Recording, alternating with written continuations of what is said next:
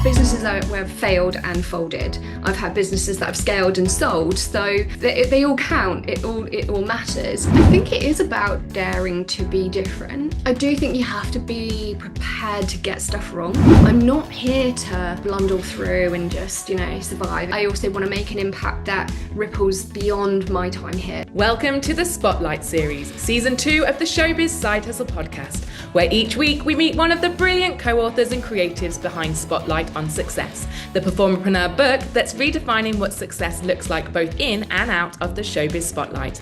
I'm your host here, Nicole Louise Geddes, and in these special episodes we learn even more about the stories behind the sequins, raw, honest, powerful reminders that the end of one act is only the beginning of another. So listen in as we chat challenges and triumphs and inspire you to shine in any spotlight you like. Hello listeners, welcome back. We are here today to hear more about the behind the scenes stories from co-author Lucy Shrimpton's chapter titled Beyond the Applause.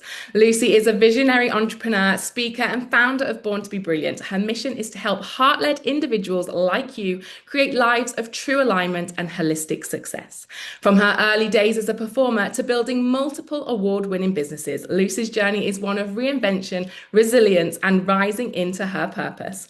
Her chapter peels back the layers, setbacks and successes and opens up the honest and important conversation about finding fulfillment on your own terms and not simply chasing what we've all been taught to. I know this podcast episode will be full of wisdom and inspiration as Lucy shares even more of her powerful, heart-led path to purpose and power. If you've ever felt like you're losing your sparkle or questioned, is this really it? Lucy's story will encourage you to dare to dream of more. Please welcome onto the Spotlight series, the brilliant Lucy Shrimpton. Oh, thank you so much for what an introduction. I mean, thank you. So good to be. It's all you, and I'm so excited. Oh, me too. Me too. There's so many, I think, nuggets of wisdom and inspiration that we can share with the listeners. Absolutely. So let's jump straight in there. And it's a big question. So I'm just going to give the listeners a little bit more insight into the book. Lucy, you're a Spotlight author in the Spotlight on Success PerformerPreneur collaboration book, meaning you open one of the sections of this incredible book. The section you lead is Spotlight number 3 called Building Success. And by golly gosh, you have certainly done just that. We were just listeners before going live, counting up the number of businesses that Lucy has built since leaving or alongside actually performing. And we don't know. It's not 1, it's not 2, it's not even 3. There's been many a successful business. And Lucy, talk us through that timeline, that evolution of you and a few of those businesses. Yeah, absolutely. And I think that's it. When you think back and when you are a creative entrepreneur, you do lots of things. And, I'm thinking which things would I actually call a solid business and which were maybe something I tried out for a bit. And I think I was trying to pinpoint that. But I would say, yeah, I can definitely think back to a business that I've had businesses where I've failed and folded. I've had businesses that I've scaled and sold. So I kind of can think of they all count. It all matters. But yeah, probably 3 real business sort of that went the distance and did something.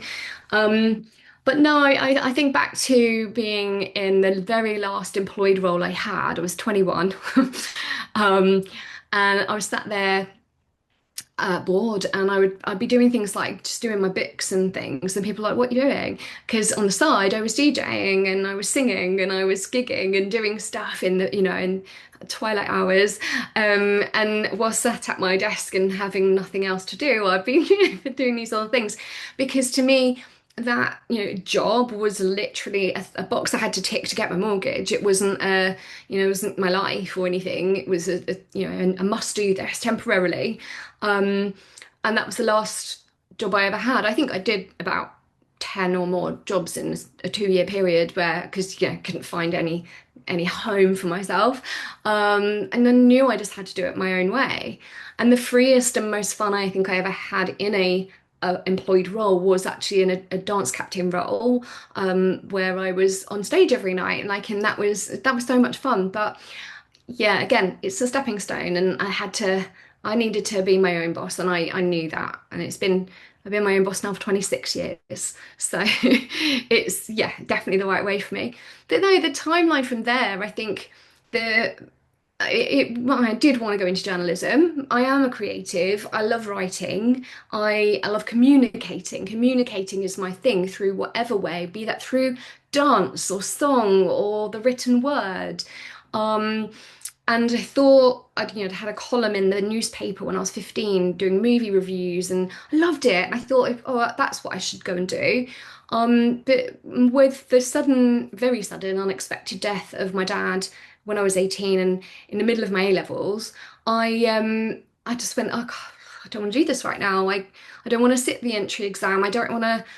I just felt very. I think I felt a little bit paralyzed by it all. I didn't know that at that age. I just felt like that felt no. This job that I could go and dance and perform and just be free felt very appropriate right at that point. So I just did. I just did. And that I think the performer part, I don't think that ever really leaves you. I think it's if it's in you. And that's always been in me. And it's still in me now, you know. I still just a couple of weeks ago I sang at an event and just had so much fun, just for pure joy. You know, no longer am I singing for my supper, but just for pure joy. But the business head was always there. I'd say my first venture was actually after my dad died. I had some of his equipment and his thing. He was in the entertainment business.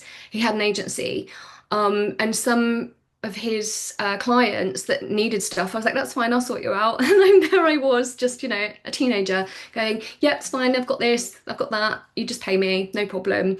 So yeah, and that came from no real contrived thought other than they need this thing and I can do it. Done, you know?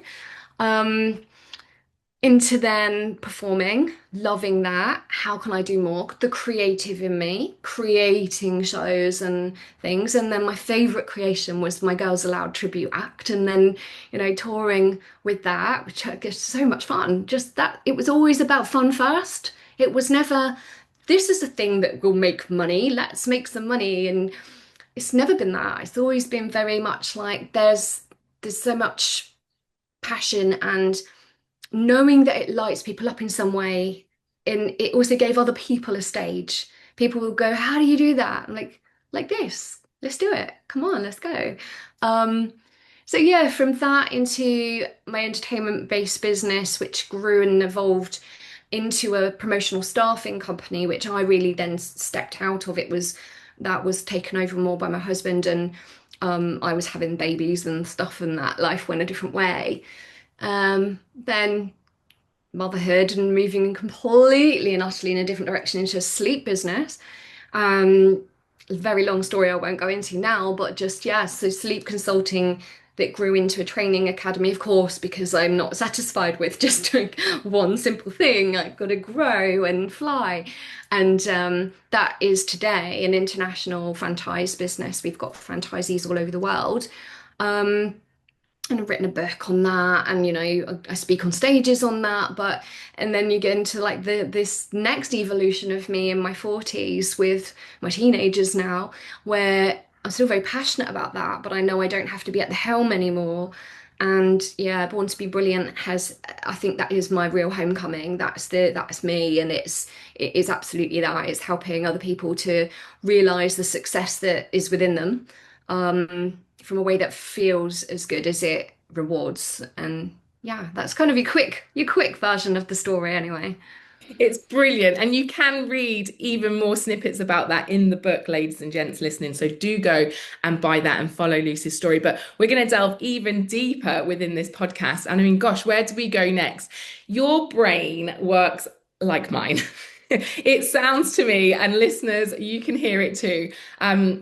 There's always something happening within your head. Like, we can do this, we can build it bigger, it can be better, I can change, I can go in this direction, I can have a go. And you speak of some of those businesses folding, not necessarily serving you as they might have done, or you just evolving and thinking, that's not the direction I want to go in anymore. And that's me too. And that's okay. And I think the book the podcast, Performerpreneur in general, is really trying, I'm really trying my hardest to open the conversation, open people's eyes to the fact that we have been possibly programmed to believe that there's certain routes, certain successes, certain paths that are gonna, be celebrated more than others. And I think your brain working like mine says no to that, right? Just constantly says, computer says no, that's not going to work for me. I'm going to do it my own way. I'm going to try it my own way. And so within the context of Performerpreneur and reaching out to performers and saying, look, you've doing and you've done and you are this incredible thing, but what else is there? How do we convince other people that it's okay to try and do and be all these different things? What are your thoughts and your perspective on that? Because I know that is you. You've pivoted many times. We've just heard that. What do you think is that superpower within you that says it's okay to do this? I think it is about daring to be different. And I do think you have to be prepared to get stuff wrong. I think if you, and I say that from a place of, I have my perfectionist streak as well, like, and times when I really can't move something forward because I just need it to be right. But I think it is daring it's courage. I think that's the trait that it comes down to is courage. And knowing that, what's the worst that's going to happen? That sort of thing. And then maybe that does come from, having experienced real high highs and low lows, because then you kind of, well, it's not going to be as bad as that. But what it could be so amazing. So you've almost got that dynamic gauge on what's possible, both good and bad. And so if and mediocre is mundane to someone like me or you, it's like, so I think courage is the key trait. And I think that the being different or doing things a different way, I think I learned that at a young age. I think probably not through my mum, but my mum enabling. She's an enabler. And so her seeing that, okay, this isn't working for you, let's do it this way. Like that sort of thing makes me, I think instilled in me that, okay, don't have to just follow the crowd. You don't just have to follow the, I wasn't good at that. I wasn't good at fitting in school when everyone wanted to wear long, flowery, floaty skirts. I wanted to wear little short mini skirts and I didn't care because that's what I wanted to wear and I felt good in. And so I've never been one to go along with stuff just because it's what people do. And I think that is brave because it might mean you get singled out. It might mean you get rejected. It might mean you stand out when you don't necessarily want to. But I think I think courage is the number one thing that comes down to. I love that. And you're right, courage, 100%. People say a lot about confidence, and I'm a huge believer of confidence, but I think confidence stems from courage. And confidence is about having that self-confidence that you will be okay in those situations, whether they are good or bad, in a result of the courage to take that step forward. So I'm absolutely aligned with everything you're saying there.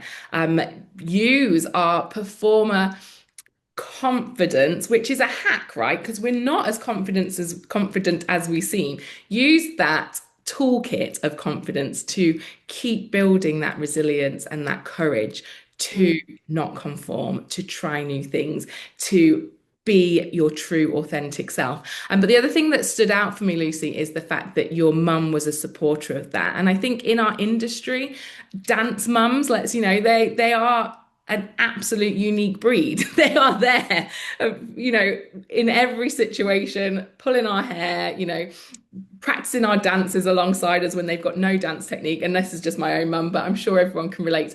So I think, again, Performerpreneur, these performers listening that are maybe toying with this evolution, toying with this next step, you have people in your corner already. Your dance mum is there to support you, to cheer you on, to tell you it's absolutely okay.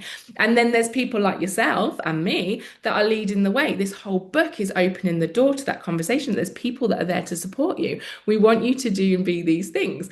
So I think you're absolutely right. We don't need to be sat in a box doing what everybody else says that we should do. Having some support and then having that courage and that self-confidence that you'll survive that. You Mm. spoke very briefly at the beginning of this pod about the death of your dad, and I'm, truly sorry about that. And you speak about it in your chapter. I guess that high and that low that you've just mentioned, that is the low. It doesn't Yeah. get worse than that. So it's given you this resilience on the most awful circumstance. Would you agree? Yeah, definitely. And it is, it's not even just him. Like in my adult life, too many people too young have gone suddenly in my world. And I think it's a constant reminder, not just that once at the age of 18, but yeah, even in well, since being a mum, and I think it hits different when you're a mum. Um, but other family members, a cousin, and then same family, cousin's wife, both 30, 39, and I think 41, very suddenly, one day walking around fine, next minute gone. And I think, and they're, similar age to me. And so just that reminder of, whoa, it's not a given. Um, that I have had to work through some other almost like neurotic fears and worries because of that, because it suddenly can make you very, very aware of your mortality and that can be yeah, but I use it as a driver, and I definitely see it as, look at these incredible people that didn't get to live that full life and it was taken away far too soon. um and almost like for me it's always felt like it has to matter. It just has to matter. I'm not here to um blundle through and just survive and everything be just comfortable and then get to the end of my days and go, oh, here we go, yeah, that was fun.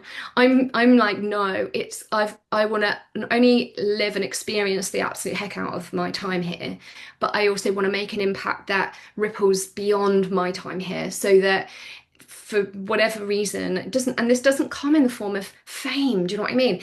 For whatever reason is, I touch certain lives in a way that ripples on that way beyond my existence. It still had an impact, it mattered. That's how I feel. And I think, because otherwise, what is the point? Like, I honestly feel like that. Like, not everyone feels like that, and that's okay. That I'm not, this isn't a rule, this is just who I am. um and yeah, it does have a driver. And I think I know a lot of ambitious, entrepreneurial minded people who have lost a parent or a loved one at a young age, as in the person didn't get to live a full life. And I think it does have that wake up call, and it can shape your beliefs and your values and your thinking. And Mm. you touch on that so eloquently in your chapter and open our hearts and minds to kind of understanding that spiral, and it could go either way. And you definitely have built on that moment to create legacy. And I love that. And those people that you've lost will be super proud of you and that. And I guess that brings me really nicely onto your purpose, because you can hear that. And if you're watching on YouTube, listeners, you can see the excitement, the joy, the love that Lucy has for, this empowering piece in your story, both for yourself and now for others. So to me, the purpose is now really aligned with that Born to Be Brilliant business that you've set up, and that mission that you've got. Talk us through that and how that is going to be, a significant piece or a key even that unlocks that next chapter for somebody else. Yeah, I think it is a real test of self-trust and knowing, like deep, deep knowing, because it's very easy, especially when you are business minded, to see a business in everything. I mean, I've never really had hobbies because I've turned them all into a business. Do you know what I mean? Like, and or to, you spot things because you can see how things could be done better.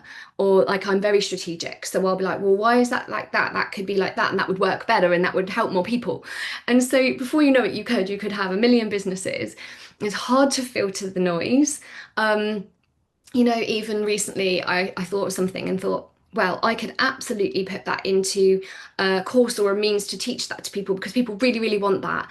And it's especially hot right now, and I would probably make an absolute fortune. And I could because I have the means and I know how to do that.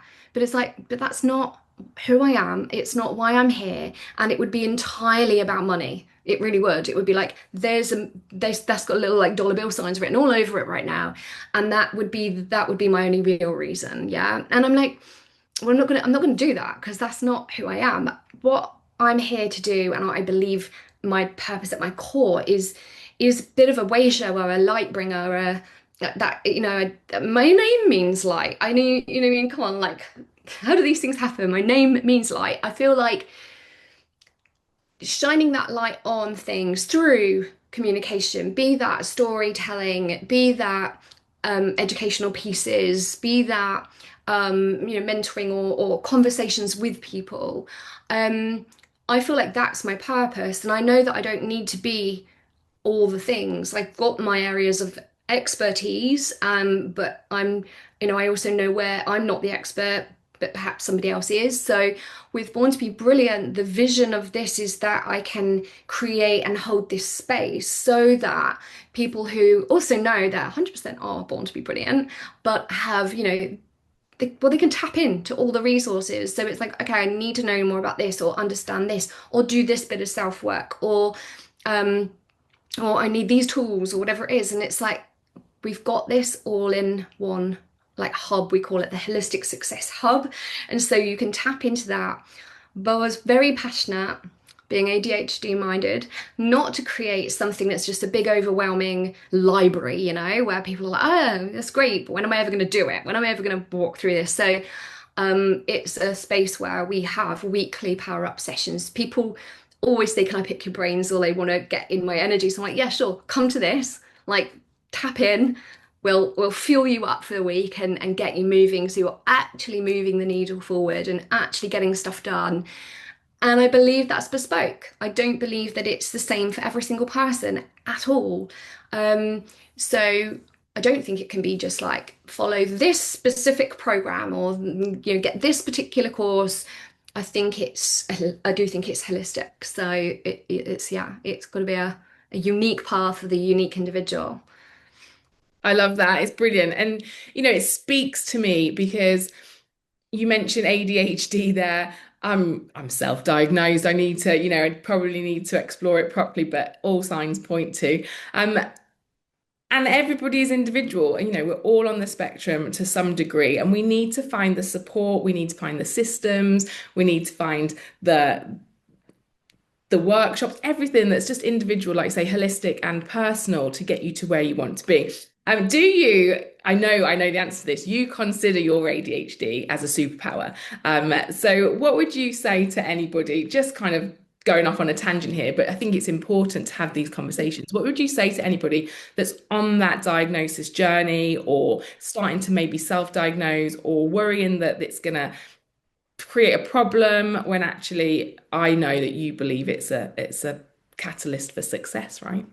Yeah, I do. Yeah, and I think it's important to. Of course, I do because I find the good in everything, right? So that's what I do. I look for the benefit or the empowerment or the good thing because otherwise, what's the point? That doesn't mean I'm not aware of the challenges. Yeah, definitely there are days when I go, oh, the brain fog is real, So it doesn't mean I'm ignorant to the challenges of ADHD, and I know some people really, really struggle with it. So I'm not dismissing that at all, but it's knowing what they are and how to then best support yourself to navigate those challenging things. And I do that without medication at this point in time, and that works for me. I know other people that use the support of medication and that works for them. So again, whatever works for you. But I think for me, the pros and cons, I mean, just on the downside first is that focus can be hard, and you can sometimes, it is hard to shush the noise. You're like, oh my God, 1,000 things. And it's like open running apps. You want to just shut the apps down and go, can I just literally have 2 or 3? Even that's enough, So that can be a challenge, and discipline to not get distracted and drawn into all the things. And that I thank my team for a lot with my business. I've had to learn how to, but I finally have an incredible team and a particularly great right hand that just knows how to shield me from things that I will feel compelled to otherwise go down that rabbit hole. And it's the instant dopamine hit things, that someone's got a problem, I can fix it. And it's because you feel good, because you get the dopamine hit from fixing it, and you can. That's really hard to block out. So that does take a lot of discipline. And again, what support? It might not be a team member, but there are other digital tools and things you can use to help with that. But the superpower part of that, I think, is the is a bit of that bravery and the risk take and ability to start. So where somebody with ADHD might start something that a lot of people wouldn't start, but our challenge is finishing it. And we won't always finish it. We'll have all these open running things. And that's where, again, we need to learn either how or instill the support systems around us to get the things over the line. It's great for the creativity part.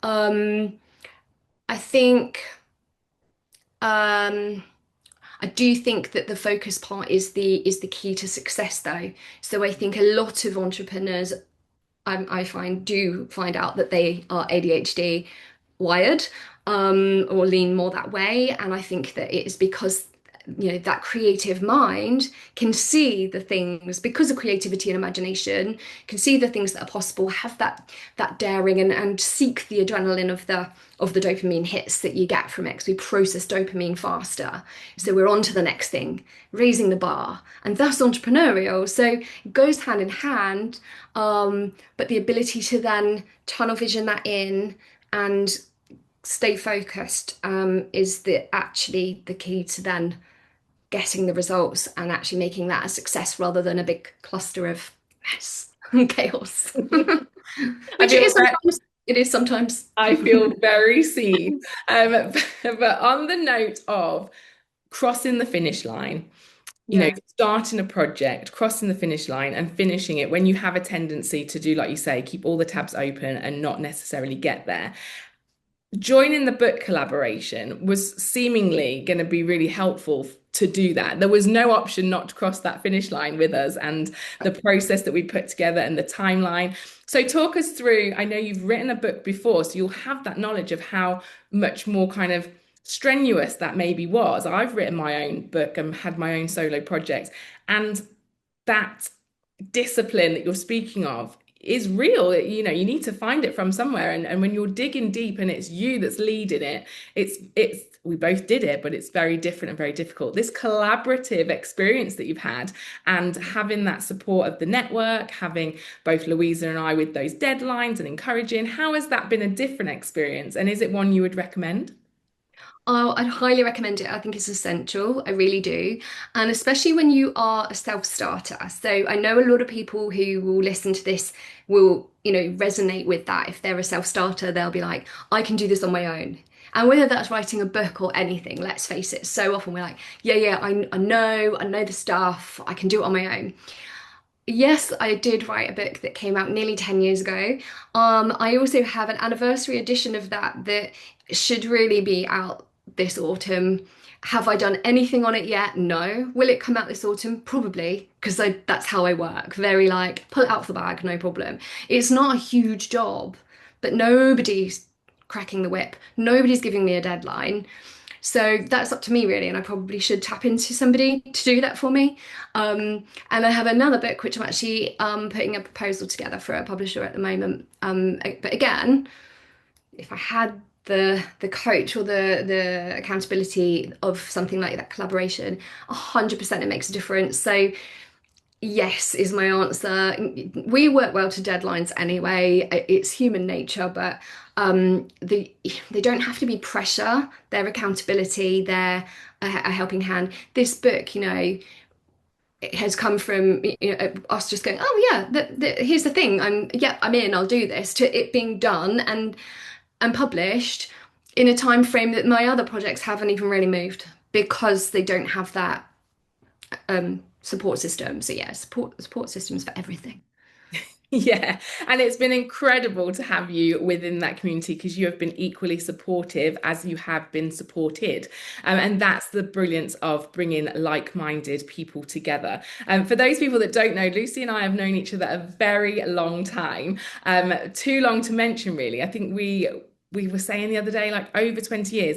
And in full transparency, there's been a huge gap in the middle where we've gone off and done our own things. There was never a reason that that happened. It just life gets in the way. But we've been brought back together, just magnetized towards each other. And I feel like we're back on the same page in terms of our life, our direction, our thoughts, our intentions. So I know from a previous conversation that when I invited you to be part of the book, when I reached out after blooming heck, like nearly 10 years. No, me and Nathan have been married nearly 18 years. 18 Yeah, years of not yeah. really being in each other's worlds, reaching out and just knowing that this was something that I thought you would really shine brightly in, and knowing your story and needing you to be part of that. You said to me it was gut yes, like I don't really know Mm. why I'm saying yes. I don't know enough about it to say yes, but I just have a feeling. Talk us through that because that's how I pretty much run my whole life and business. So I didn't run my life like that until recently. I was always an overthinker, way too much in my head all the time. And I think that can be quite paralyzing. But I would say towards the end of last year, so maybe 10 months or so ago, just something was shifting in me. I didn't even know what, I couldn't even explain it. And I was like, I felt really drawn to working with somebody who I mean, her specialty is hypnotherapy, but it's more than that, if you know what I mean. And I did some work with her. I was like, maybe I need to unlock this or da, da, da. I had no specific agenda. It wasn't like, I've got a problem and I'd like you to fix it. It was just, feel like we need to do some work together. And my God, it was like life-changing for me over the period of probably 5 or 6 months. And that's just the beginning. And I feel very much like I've been able to break down certain blockers and barriers and things that you harbour from years of in childhood, even childhood stuff usually, and things that I've probably locked down or suppressed. And it's just been so freeing. And with that, because that's a whole nother story and journey, but with that, what I have felt is very open. I feel like I've opened my heart, I've opened my everything. My intuition's never been more real. And I keep finding myself in rooms and situations that I'm like, no idea why I'm doing this. I just feel like I should, and I'm trusting it. And I think that's the key, trusting your gut. It might not be gut for some people, it's not, it's more visual or whatever it might be. But yeah, when you approached me about it, my head went quickly to, but yeah, but is this the audience? Am I right for this? Because I was like, but Nicole, I'm not a performer as such anymore. It's not the career I'm in. And you were like, no, no, no, no.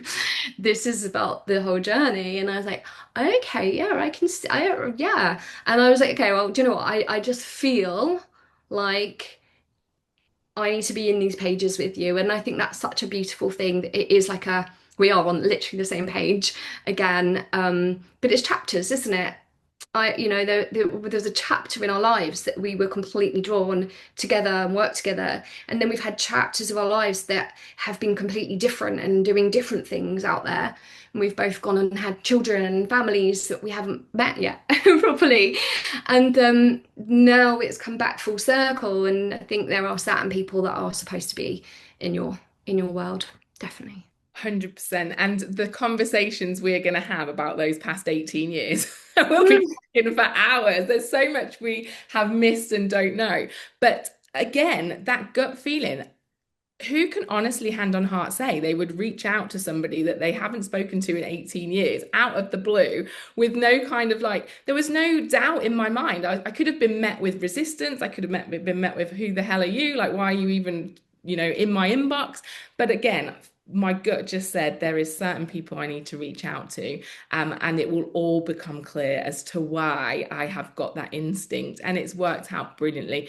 Lucy, your story does fit amazingly within this book because there are 4 chapters.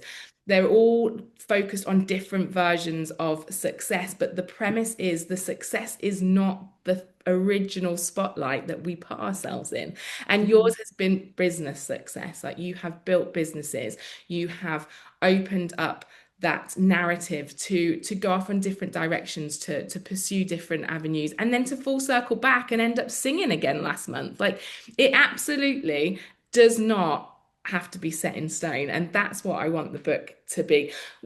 When you now think about the book, it's out there, it's in the world, you've met the author, the other authors, you've read our chapters, you know what the promise of the book is. When you think about that, who would you love it to get in the hands of? Oh, do you know, that's such a great question because I think it's really diverse in the people that it will resonate with. And I don't and now I see, and like you told me back then, it's, no, this isn't a book that is just for performers. I think, anybody who can relate to that. I think if you're an entrepreneur, you're a performer of sorts. Do you know what I mean? I think there's so much, it is a spotlight on success. So the stories in there, people's journeys, there's so much value learning from real people, real stories. You'll find some that you flick through and go, this doesn't really resonate with me, but others you go, oh my goodness, this person is literally talking to me. And so I think that's why there's golden nuggets in all of them. So who is it for? I think it's for anybody with a dream of being more. Anyone who knows they're made for more, that they've got a spark, and either they know what it is now or they don't know what it is right now, or it was something and it might be changing, because it will inevitably through all the different seasons in your life, it will change. Even if it's amazing right now and you're curious what it looks like further down the line. Like, I think it really is for anybody who knows that they can do magic in this life. I've got goosebumps. I've got goosebumps because trying to say what you've just said and what the other 13 authors, 12, 13 you, 14 me, trying to say that myself for 5 years, my own PerformerPreneur is 5 years. It was all born in the pandemic. It was about evolving through that horrendous time in history. But actually, from that point, just being really, really passionate about reminding people on the daily that there is more, that you can be more. Like, don't dampen your own spotlight, evolve and grow. But trying to say that me on my own has been amazing. I've done my very best, but now collaborating and having 13 other people that are saying it in their own individual ways, but the message still being exactly like you've just said, really, really strong and loud and clear, that it's for anybody. Life is for anybody. The life you want to create is yours.